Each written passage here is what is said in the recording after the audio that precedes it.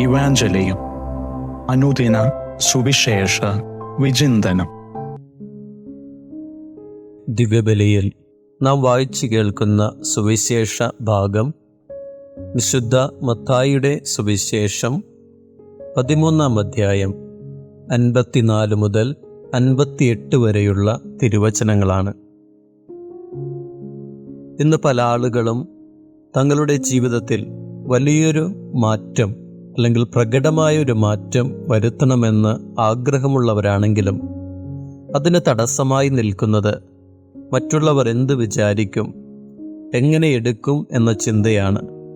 ഏറെ പ്രത്യേകിച്ച് ഏറ്റവും അടുത്ത് നിൽക്കുന്ന സുഹൃത്തുക്കൾ. അവൻ അല്ലെങ്കിൽ അവള് വലിയ പുണ്യാളനായി, അവനിപ്പോൾ പഴയ ആളൊന്നുമല്ല, പണ്ട് അവൻ എങ്ങനെയായിരുന്നുവെന്ന് നമുക്കല്ലേ അറിയൂ തുടങ്ങിയ കമൻസ് പലരെയും ജീവിതത്തിൽ പ്രകടമായ ഒരു മാറ്റം കൊണ്ടുവരുന്നതിൽ നിന്ന് പിൻവലിക്കുന്നു. സുവിശേഷത്തിൽ യേശു സ്വന്തം ദേശത്ത് വന്ന് അവരെ പഠിപ്പിക്കുവാൻ തുടങ്ങിയപ്പോൾ സ്വന്തം നാട്ടുകാർക്ക് അത് ഉൾക്കൊള്ളുവാൻ സാധിക്കുന്നില്ല. ഇവന് ഈ ജ്ഞാനം എവിടെ നിന്ന്?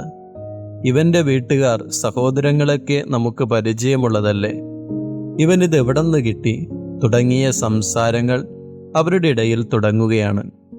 പ്രവാചകൻ സ്വദേശത്തും സ്വഭവനത്തിലുമാണ് ഏറ്റവും അവമതിക്കപ്പെടുന്നത്.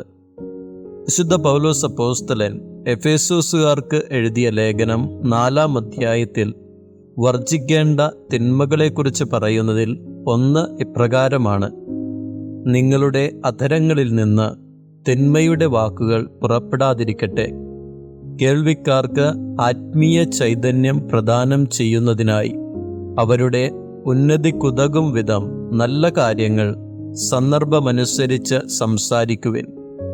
വാക്കുകൾ മറ്റുള്ളവരെ വിശുദ്ധീകരിക്കുന്ന, വളർത്തുന്ന വാക്കുകളായിരിക്കണം.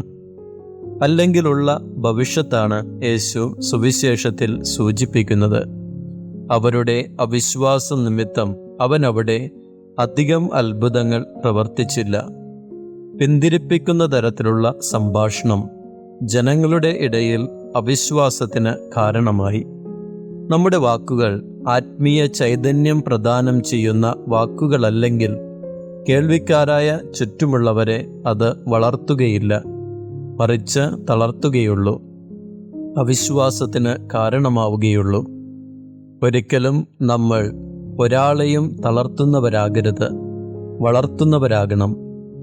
ദൈവം അനുഗ്രഹിക്കട്ടെ.